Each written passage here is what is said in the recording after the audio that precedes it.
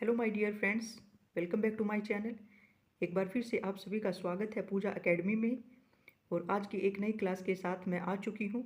और आज की क्लास में हम कोसी का घटवार जो कहानी है उसकी महत्वपूर्ण जो पंक्तियाँ हैं उनको डिस्कस करने वाले हैं।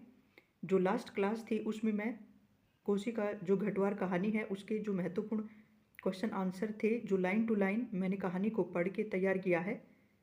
तो लास्ट क्लास में इसके क्वेश्चन आंसर आप देख सकते हैं अगर आपने नहीं देखी है। अगर आप भी यूजीसी नेट एग्ज़ाम को क्रैक करना चाहते हैं हिंदी सब्जेक्ट से जून में, तो आप अपनी तैयारी शुरू कर दीजिए। तो ऐसे ही आपको डेली क्लास मिलेगी। हमारे लक्ष्य की तरफ बढ़ने के लिए एक एक जो भी टॉपिक है वो कवर किए जाएंगे। तो लाइन टू लाइन पढ़ के ही मैं ये जो भी टॉपिक्स हैं अपने हैंड रिटन नोट्स हैं मैं तैयार कर रही हूँ। तो आप भी पढ़ के अपनी जो भी गोल्स हैं उनको कंप्लीट कर सकते हैं, अपने नेट को क्रैक कर सकते हैं, मेरे साथ तैयारी कर सकते हैं। तो आज जो क्लास है वो है कोसी का घटवार जो कहानी है उसकी जो महत्वपूर्ण पंक्तियां अक्सर पूछी जाती हैं। तो ये कहानी बहुत ही इम्पोर्टेंट भी है क्योंकि प्रीवियस एग्ज़ाम में इसके काफ़ी क्वेश्चन पूछे भी जा चुके हैं। और कई बार एग्जामिनर जो प्रीवियस PYQ होते हैं उन्हीं में से क्वेश्चन उठा लेते हैं। तो इसलिए बहुत ही ज़्यादा इम्पोर्टेंट है। तो इसके हर एक पॉइंट को कवर करना हमारे लिए काफ़ी ज़रूरी भी है। तो शुरू करते हैं आज की क्लास। सबसे पहली जो पंक्ति है इम्पोर्टेंट, ये जो कहानी है कोसी का घटवार उसकी पहली पंक्ति भी है, यहीं से हमारी कहानी शुरू होती है। तो मैंने इसको पूरा ही इसमें ले लिया है ताकि हम इसे जान सके। जो भी कहानी के अंदर काफ़ी सारी जो बातें हैं आज इसकी महत्वपूर्ण पंक्तियों के जरिए हम इसकी कहानी को जानने की भी पूरी कोशिश करेंगे। तो सबसे पहली जो पंक्ति है, अभी खप्पर में 1/4 से भी अधिक गेहूं शेष था और खप्पर में हाथ डालकर उसने व्यर्थ ही उल्टा पलटा और चक्की के पाटों की वृत्त में फैले हुए आटे को झाड़कर एक ढेर बना दिया था। और बाहर आते आते उसने फिर एक बार और खप्पर में झांक कर देखा और जैसे यह जानने के लिए कि इतनी देर में कितनी पिसाई हो चुकी है, परंतु अंदर ही मिक्सदार में कोई विशेष अंतर नहीं आया था। तो ये बात चल रही है गुसाई की, जो जिसने कि एक आटा चक्की खोल ली थी क्योंकि वो पहले फौजी था और जब वो रिटायर हो गया था अपने नौकरी से तो उसके बाद उसने अपने गांव में आकर आटा चक्की खोल ली थी। तो उसी के यहाँ पर बात हो रही है। तो जो बात कही जा रही है वो लेखक के द्वारा कही जा रही है, लेकिन गुसाई के बारे में कही जा रही है कि वो चेक करने के लिए गया था जो आटा पीसने के लिए उसने डाला था चक्की में कि वो कितना पीस चुका है। तो लेकिन अंदर मिक्सदार में कोई विशेष अंतर नहीं आया था, यानी जिसके अंदर वो डाला था अनाज, जिसके अंदर आटा इकट्ठा होता है, उसमें कोई विशेष अंतर नहीं आया था, यानी कि अभी ज़्यादा पिसाई नहीं हुई थी। तो ये महत्वपूर्ण पंक्तियां हैं शेखर जोशी जी के द्वारा लिखी गई हैं और ये लेखक की बातें हैं जो कहता है इस कहानी के बारे में, और गुसाई जो उसका मेन कैरेक्टर है उसके बारे में कह रहा है। तो नेक्स्ट जो हमारी पंक्ति है, जेठ बीत रहा है और कोसी के किनारे में है गुसाई का यह घट, यानी गुसाई जी की जो भी चक्की लगा रखी थी उसने कोसी नदी के किनारे है। तो हम जानते हैं कि एक कोसी नदी है जो बिहार में भी है और बहुत फेमस है। और एक कोसी नदी की जो बात की है ये उत्तराखंड के थे शेखर जोशी जी जो लेखक हैं। तो कुमायूं क्षेत्र में एक कोसी नदी वहाँ पर भी है। तो उसी कोसी नदी के निकट गुसाई की चक्की लगी हुई थी। तो जेठ समय की बात हो रही है, यानी कि गर्मी के महीने की बात चल रही है और लेखक के द्वारा ये पंक्तियाँ गुसाई के बारे में ही कही गई हैं। तो नेक्स्ट हमारी जो पंक्ति है यह है, जरूरी का भी बाप रखा है। यहाँ जरूरी का भी बाप रखा है, जी तुम ऊपर चले जाओ। तो ये पंक्ति गुसाई की है कि जब उसके आटा चक्की पे बहुत ज़्यादा पिसान रखे हुए थे और एक आदमी दूर से आटा पिसाने के लिए आ रहा था और उसने दूर से ही हाथ हिलाते हुए उसको मना कर दिया था कि यहाँ पे तो बहुत ज़्यादा पिसान रखे हुए हैं, यानी यहाँ तो जरूरी का भी बाप रखा हुआ है, तुम ऊपर किसी और चक्की पर चले जाओ। तो ये गुसाई की पंक्तियाँ हैं, छोटी हैं पर पूछी जा सकती है पंक्ति। तो फिर वो आदमी कहता है हो यहाँ लंबर देर में आएगा, 2 दिन का पिसान अभी जमा है, ऊपर उमेद सिंह के घट में देख लो। तो वो आदमी उसकी आवाज़ को न सुन के हैं हो बोलता है, लेकिन गुसाई कहता है कि हाँ लंबर नहीं आएगा, यहाँ पर पिसान अभी 2 दिन का जमा है, तो इसलिए उमेद सिंह के, तो ये भी एक पात्र था उमेद सिंह, तो कहता कि उसके घट पे चले जाओ, यानी कि उसकी चक्की पे चले जाओ। ठीक गुसाई की पंक्तियाँ ही हैं, आ सकती हैं इंपॉर्टेंट, इसको आप मार्क कर सकते हैं। तो नेक्स्ट जो हमारी पंक्ति है, सूखी नदी के किनारे यह अकेलापन नहीं, जिंदगी भर साथ देने के लिए जो अकेलापन उसके द्वार पर धरना देकर बैठ गया है, वही है जिसे अपना कह सके, ऐसे किसी प्राणी का स्वर उसके लिए नहीं है। तो जो गुसाई है उसके जीवन में ना तो बच्चे हैं, ना उसकी शादी हुई है, तो वो बहुत ही अकेला है और उस नदी के पास जहाँ पे उसकी चक्की है उसके आसपास बैठा रहता है और बहुत ही अकेलापन को फील करता है। वो अकेला फील कर रहा है वहाँ पर बैठ के, क्योंकि वो अपने काका के साथ रहता था और वो अब गुजर चुके थे, क्योंकि वो नौकरी भी कर चुका था और रिटायर होके आ चुका था। तो इसने गुसाई ने अपने अकेलेपन को इन पंक्तियों के जरिए प्रस्तुत किया, जो कि बहुत बार अपने मन में ही सोचता रहता है। तो उसके पास तो कोई बैठने के लिए भी नहीं है, किसी का स्वर भी, प्राणी का स्वर भी उसको सुनाई नहीं देता है, इतना अकेलापन उसके जीवन में है सूखी नदी के किनारे पर, यानी कोसी नदी के किनारे पर। तो गुसाई की ये पंक्तियां हैं। तो नेक्स्ट है, कभी 4 पैसे जुड़ जाएं तो गंगनाथ का जागर लगाकर भूल चूक की माफ़ी मांग लेना, पूत परिवार वालों को देवी देवताओं के कोप से बचा रहना चाहिए। तो ये पंक्ति है गुसाई की, लक्ष्मा से कहता है वो, क्योंकि गंगनाथ उनके इलाके में देवी देवता जिनकी वो पूजा करते थे वो थे। तो ये पंक्ति लास्ट की है, लेकिन मैंने यहीं पे इसको मेंशन कर लिया है क्योंकि इम्पोर्टेंट थी। तो एक बार वो कहता है, जब लक्ष्मा उसके पास आटा पिसाने के लिए आती है बाद में, तो जब वो लास्ट में जब उसको जाने को होती, जब उसका आटा पिस चुका होता है, क्योंकि उसका पति मर चुका होता है लक्ष्मा का, एक उसका बेटा होता है 6-7 वर्ष का। तो इन सब बातों को देखते हुए, उसके दुख भरे जीवन को देखते हुए, और खुद का भी अकेलापन था और लक्ष्मा भी उस समय अकेली हो गई थी, तो उसने उसको कहा था कि कभी 4 पैसे जुड़ जाएं तो गंगनाथ जाकर अपने देवी देवताओं से भूल चूक की माफ़ी मांग लेना, ताकि परिवार वालों पर कोई भी आपत्ति विपत्ति ना आए। तो ये गुसाई की पंक्तियां हैं, लक्ष्मा से कहता है वो। तो यहाँ पे 6 हमारी पंक्तियां हो चुकी हैं, चलते हैं नेक्स्ट पंक्ति पे। तो नेक्स्ट हमारी पंक्ति है, घट के अंदर काठ की चिड़िया अब भी किट किट की आवाज़ कर रही थी, चक्की का पाट खिसर खिसर चल रहा था और मथानी की पानी काटने की आवाज़ आ रही थी और कहीं कोई स्वर नहीं, अब सुनसार और निस्तब्ध हो चुका था। तो ये भी हमारी इस कोसी की घटवार की सबसे लास्ट वाली पंक्तियां हैं। इन्हीं पंक्तियों के साथ ये कहानी भी समाप्त हुई थी।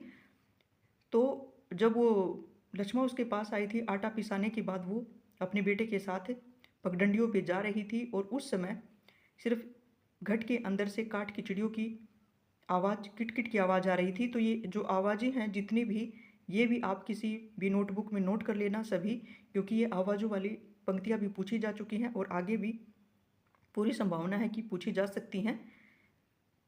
और जो चक्की के पार्ट की आवाज़ थी वो खिसर खिसर की आवाज़ थी, और सिर्फ जो उसकी चक्की चल रही थी और पवन चक्की वहाँ पे चल रही थी नदी पे, तो उन्हीं की आवाज़ आ रही थी और सुनसान लग रहा था, बिल्कुल निःशब्द और सुनसान था बिल्कुल। वहाँ पे किसी व्यक्ति का या किसी भी पक्षी का कोई स्वर उसको सुनाई नहीं दे रहा था। तो लेखक कहता है, या फिर गुसाई की पंक्तियाँ हैं, क्योंकि गुसाई अपने मन ही मन में सोचता हुआ ये पंक्तियाँ बयान कर रहा है। तो ये लेखक की पंक्तियाँ हैं गुसाई के लिए। इन्हीं पंक्तियों के साथ ही हमारी कहानी भी ख़त्म हो जाती है। तो नेक्स्ट जो हमारी पंक्ति है, वह जल्दी जल्दी आटे को थैले में भरने लग गया और घट के अंदर मथानी की छिर छिर की आवाज़ भी अपेक्षाकृत कम सुनाई दे रही थी। तो वह जल्दी जल्दी आटे को थैले में भरने लगा, जैसे कि उसने आटा चक्की लगाई हुई थी। तो इस पंक्ति से हम इजीली समझ सकते हैं कि ये गुसाई की पंक्तियां हैं और कोसी का घटवार कहानी की है। तो क्योंकि आटा पीसने वाली कोई और कहानी है नहीं, सिर्फ ये गुसाई की कहानी कोसी का घटवार है, जिसमें गुसाई आटा चक्की लगाता है। तो नेक्स्ट हमारी पंक्तियां हैं, बीती बातों की याद गुसाई सोचने लग जाता है और इस पैंट की बदौलत ही यह अकेलापन उसे मिला है। तो ये गुसाई की पंक्तियां हैं। तो बीती बातों को याद करता है, उन बातों को याद करता है जब वो फौज में भर्ती नहीं हुआ था और लक्ष्मा को वो पसंद करता था, वो दोनों ही आपस में एक दूसरे को पसंद करते थे। तो जब एक हवलदार उसके गांव में आया था फौजी पैंट पहने हुए, उस फौजी पैंट को देखते हुए ही उसका मन हुआ था कि वो भी फौज में भर्ती होगा और एक फौजी बनेगा। तो जैसे ही उसने वो फौज में नौकरी ली, तो जो लक्ष्मा का पिता था उसने उसके साथ उसकी शादी नहीं की, क्योंकि ना तो उसके कोई भाई बहन थे, उसके माँ बाप भी नहीं थे, उसके काका के साथ ही रहता था, जो कि बाद में वो भी गुजर गया था। तो उसके पिता ने उसके साथ शादी नहीं की कि ये तो बंदूक वाले हैं, बंदूक की नोक पे अपना जीवन लेकर चलते हैं, और इसके जीवन का क्या ठिकाना, ना भाई बहन है, ना माँ बाप है, ना माई बाप है। तो इसलिए लक्ष्मा के पिता ने गुसाई के साथ उसकी शादी नहीं की थी। तो जो वो सोचता है बीती बातों को कि इस पैंट की वजह से ही मेरे जीवन में आज अकेलापन है, नहीं तो लक्ष्मा की शादी उससे हो जाती और वो खुशी खुशी अपने गांव में रह सकता था। तो कहता कि ये अकेलापन इस पैंट की वजह से है कि मैं फौजी बना, और इसलिए लक्ष्मा के पिता ने उसकी शादी उससे नहीं की थी। गुसाई की पंक्तियां हैं बहुत ही मार्मिक, हृदय को छूने वाली, स्पर्श करने वाली पंक्तियां हैं। तो आसानी से आपको याद भी हो जाएगी क्योंकि इसमें गुसाई वर्ड आ गया है। मोस्टली तो जो पंक्तियाँ होती हैं उनमें ऐसे ही पूछी जाती हैं जिनमें कि उनके जो भी पात्र हैं उनके नाम ना हो या कहानी का नाम ना हो, लेकिन इम्पोर्टेंट थे, फिर भी मैंने इसको शामिल कर लिया है। तो नेक्स्ट पंक्ति है, मेरे लिए इससे बड़े निर्वासन की सजा हो ही क्या सकती थी। तो इन्हीं बातों को सोचते हुए आगे भी एक मार्मिक, हृदय को स्पर्श करने वाली पंक्ति है। तो वो ऐसे बिल्कुल उसके जीवन में कुछ भी नहीं रहा, तो वो कहता है कि इससे बड़ी और सज़ा मेरे लिए हो भी क्या सकती थी कि वो अकेला रह गया है जीवन में। लक्ष्मा थी वो भी उससे दूर हो गई थी, किसी और के साथ ब्याही गई थी। तो ये गुसाई की ही पंक्तियाँ हैं। तो नेक्स्ट पंक्ति पे हम चलते हैं कि कौन महीना यानी कौन सा महीना था जब वो फौज में भर्ती होने के बाद पहली बार अपने गांव में आया था। तो हाँ, बैसाख का महीना था। सर पर क्रॉस खुकरी के क्रेस्ट वाली काली किस्तीनुमा टोपी को तिरछा रखकर फौजी वर्दी पहन के वह पहली बार लीव पर घर आया था। तो चीड़ वन की आग की तरह वह खबर इधर उधर फैल गई थी और बच्चे बूढ़े सब उससे मिलने के लिए आए थे। तो ये उस समय की बात हो रही है कि जब गुसाई फौजी बन गया था और पहली बार वो लीव पर आया था, छुट्टी पे घर आया था, तो सारे गांव में ये खबर बहुत ही बुरी आग की तरह फैल गई थी और सब उससे मिलने आए थे। सब उत्सुक थे एक फौजी को देखने के लिए, क्योंकि कम ही फौजी होते थे उन दिनों में। तो ये गुसाई की पंक्तियां हैं। तो नेक्स्ट पंक्ति है हमारी, जिसके आगे पीछे भाई बहन नहीं, माई बाप नहीं, परदेश में बंदूक की नोक पर जान रखने वाले को छोकरी कैसे दे दें। तो आप सभी समझ सकते हैं कि ये वही पंक्ति आ चुकी है कि ये लक्ष्मा के बाप ने कहा है, लक्ष्मा के पिता की ये पंक्तियां हैं। कहता है जिसके आगे पीछे भाई बहन नहीं, कोई भी नहीं था। अगर उसके परिवार होता तो शायद लक्ष्मा की शादी उससे हो जाती, लेकिन अनफॉर्चुनेटली कि उसके भाई बहन नहीं, कोई माँ बाप नहीं थे, और फिर उसने फौजी की नौकरी कर ली, तो बिल्कुल ही उसके पिता ने उसको उसकी शादी उससे नहीं की। तो ये लक्ष्मा के पिता की पंक्तियां हैं। तो नेक्स्ट पंक्ति है हमारी, जिसका भगवान नहीं होता उसका कोई नहीं होता। जेठ जेठानी से भी किसी तरह पिंड छुड़ा के वो अपने घर आ गई थी और घर आकर उसकी माँ के साथ रहने लगी थी, और उसकी माँ बीमारी होने के कारण गुजर चुकी थी, और फिर उसके पास सिर्फ एक उसका बेटा था। तो एक अभागा मुझे रोने को रह गया है। तो ये लक्ष्मा की पंक्तियाँ हैं। जैसा कि हम जान सकते हैं कि जिसका कोई नहीं होता उसका, जिसका भगवान भी नहीं होता उसका भी कोई नहीं होता। जेठ जेठानी भी साथ छुड़ा चुके थे और उसकी माँ के पास वो आकर रहने लगी थी, वो भी बीमारी से मर चुकी थी और उसका पति भी मर चुका था। एक 6-7 वर्ष का एक बेटा उसके पास था। तो जी का जंजाल मानती थी वो, अपने बेटे को कहती अकेली होती। तो ये पंक्तियाँ लक्ष्मा की हैं और गुसाई से वो कह रही है कि ये एक अकेला भागा मुझे रोने को रह गया, इसके लिए जीना पड़ रहा है। अगर ये नहीं होता तो पेट पे पत्थर बांध के या अपने शरीर पे पत्थर बांध के कहीं डूब मरती, तो जंजाल कटता। तो ये लक्ष्मा की पंक्तियाँ हैं और इसमें बहुत ही एक दिल की गहराई को वो बताती है गुसाई को, जब वो आटा पिसाने के लिए आती है। शादी के बाद की ये बात है। तो जिसका कोई नहीं हो, जिसका भगवान भी नहीं होता उसका भी कोई नहीं होता। तो ये पंक्ति आप देखते ही समझ जाएंगे कि ये लक्ष्मा की है और ये कोशिका घटवार कहानी की है। तो जब भी आप कोई भी पंक्ति याद करो तो उसको कहानी की तरह याद कर सकते हो, या किसी भी परिवार के मेंबर के साथ डिस्कस करके आप याद करोगे तो कोई भी चीज़ हमें कभी भी नहीं भूलती है। तो 13 पंक्तियाँ हमारी हो चुकी हैं। चलते हैं नेक्स्ट पंक्ति पर।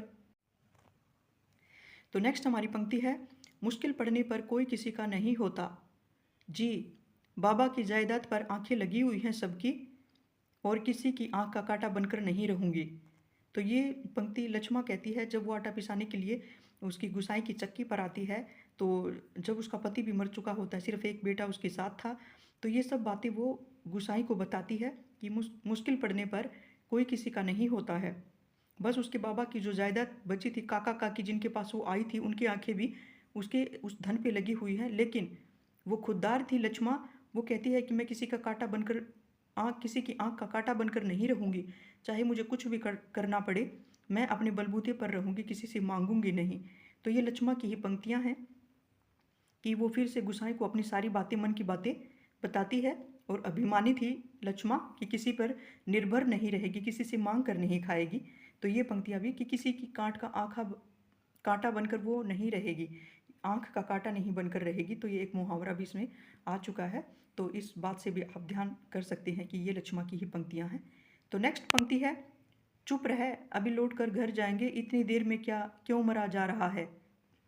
तो ये पंक्ति उस समय की है जब वो लक्ष्मा गुसाई के पास आटा पिसाने के लिए आती है। तो उसके घर में आटा नहीं था, इसलिए वो भरी दोपहरी में वहाँ आटा पिसाने के लिए आती है। तो उसका बेटा भूखा था और वो बार बार रोटी के लिए बोल रहा था अपनी माँ को। तो कहती है कि चुप रह अभी लौट कर घर जाएंगे, इतनी देर में क्या क्यों मरा जा रहा है।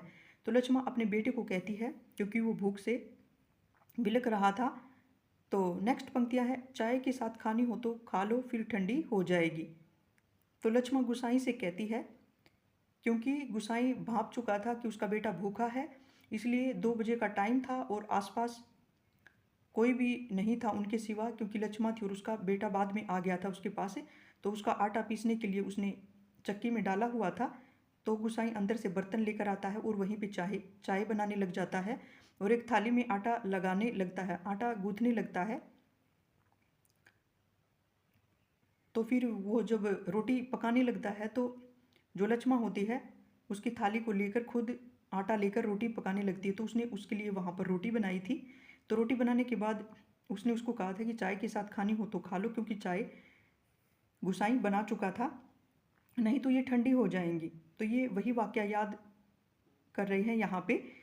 तो लक्ष्मा ने सोचा कि गुसाई को भूख लगी हुई है, लेकिन गुसाई ने तो उसके बेटे के लिए वो रोटियां पकाई थी, उसी के लिए आटा उसने बनाया था। तो वह उसी पंक्ति को दोहराती है यहाँ पर, चाय के साथ खानी है तो खा लो, नहीं तो फिर ठंडी हो जाएंगी, तो ये अच्छी नहीं लगेंगी, स्वाद नहीं लगेंगी रोटी। तो लक्ष्मा ये यहाँ पर ऐसे कह रही है। तो लोग ठीक ही कहते हैं कि औरत के हाथ की बनी रोटियों में स्वाद ही दूसरा होता है। तो जब लक्ष्मा ने उसके हाथ से आटा लेकर खुद रोटियां बनानी शुरू कर दी थी, उसके बाद वो उसके बेटे को भी रोटी दे देता है, 2 रोटियां, और खुद भी खाने लगता है ताकि उनको बुरा फील ना हो, क्योंकि लक्ष्मा काफ़ी गुस्सा हो गई थी अपने बेटे से कि उसने रोटी की बात वहाँ बोली और गुसाई को सुन गई थी। तो कहती फिर ये गुसाई की पंक्तियाँ हैं, क्योंकि लक्ष्मा ने उस दिन रोटी बनाई, क्योंकि उसके कोई घर बार नहीं था, उसकी पत्नी नहीं, बच्चे नहीं, तो उसने किसी की दूसरे की बनी हुई रोटी या किसी स्त्री की बनी हुई रोटी कभी देखी नहीं थी काफ़ी सालों से। तो इसलिए वो कहता है कि लोग ठीक ही कहते हैं कि औरत के हाथ की बनी हुई रोटियों के स्वाद ही दूसरा होता है। तो ये गुसाई की पंक्तियां हैं।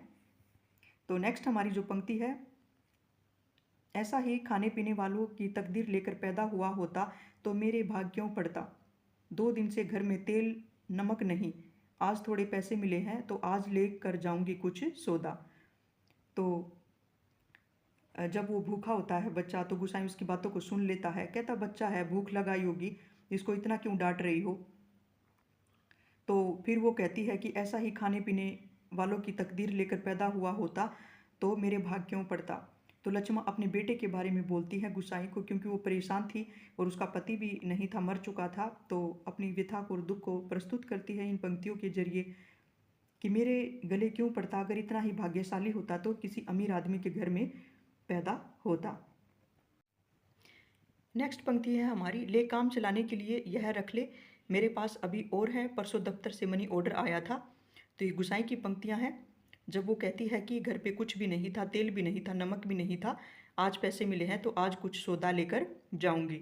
तो उसी समय गुसाई अपनी जेब से कुछ पैसे निकाल कर लक्ष्मा को देता, कहता ये रख ले, मेरे पास तो परसों ही दफ्तर से मनी ऑर्डर आया था तो मेरे पास अभी हैं पैसे। तो लेकिन लक्ष्मा लेने से मना कर देती है, कहती मेरा कहने का ये मतलब नहीं था, मैं कह रही थी कि मेरे पास आज पैसे हैं, आज ही सामान लेकर जाऊंगी। तो इस बात पे थोड़ा गुसाई को बहुत बुरा सा लगता है, उसको अच्छा नहीं लगता है। तो ये गुसाई की पंक्तियाँ थी। तो नेक्स्ट पंक्ति है हमारी, दुख तकलीफ के वक्त ही आदमी आदमी के काम नहीं आया तो बेकार है रसाला। तो कितना कमाया पैसा तो मिट्टी है, और किसी के काम नहीं आया तो मिट्टी है एकदम मिट्टी। तो ये गुस्साई की पंक्तियां हैं। जब उसने पैसा लेने से मना कर दिया था तो उसको बहुत ही बैड फील हुआ। तो इसी पंक्तियों के जरिए कहता है कि अगर दुख तकलीफ में ही इंसान इंसान के काम नहीं आया तो क्या फ़ायदा उसका, पैसा तो मिट्टी है, एक दिन ख़त्म ही हो जाना है। तो ये गुस्साई की पंक्तियां हैं।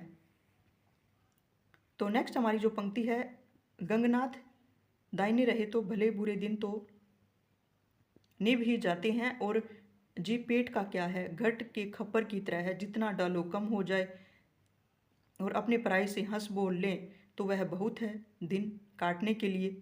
तो लास्ट में जब ये पंक्तियाँ ख़त्म होने को आती हैं कि जब उसका आटा पिस चुका होता है, तो बाद में कहती है कि गंगनाथ यानी उनके जो देवी देवता थे, यानी कि परमात्मा के बारे में कह रहे हैं वो, कि परमात्मा दाहिने हाथ रहे तो जो बुरे अच्छे दिन हैं वो तो बीत ही जाते हैं, और पेट का क्या है, ये तो घट के खप्पर की तरह है, जितना डालो यानी फिर भूख लग जाती है, ये तो डेली ही खाना मांगता रहता है पेट। तो अपने पराए प्रेम से हंस बोल ले, यानी कोई प्रेम से बोल ले तो वो दिन काटने के लिए काफ़ी होता है। तो ये लक्ष्मा कहती है,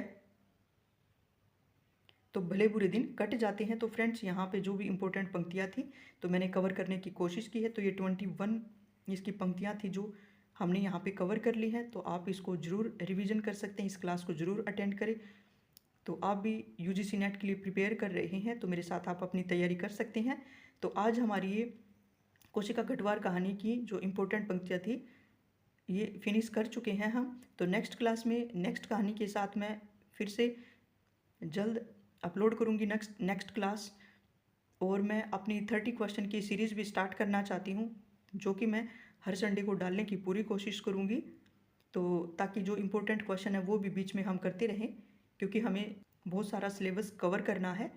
तो ऐसे ही मैं नेक्स्ट क्लास में फिर एक नई कहानी के साथ आती हूँ फ्रेंड्स। तब तक आप पढ़ते रहिए, बढ़ते रहिए। आज स्टार्ट करेंगे तभी कल पूरा कर पाएंगे, और आज का काम कल पर ना छोड़े।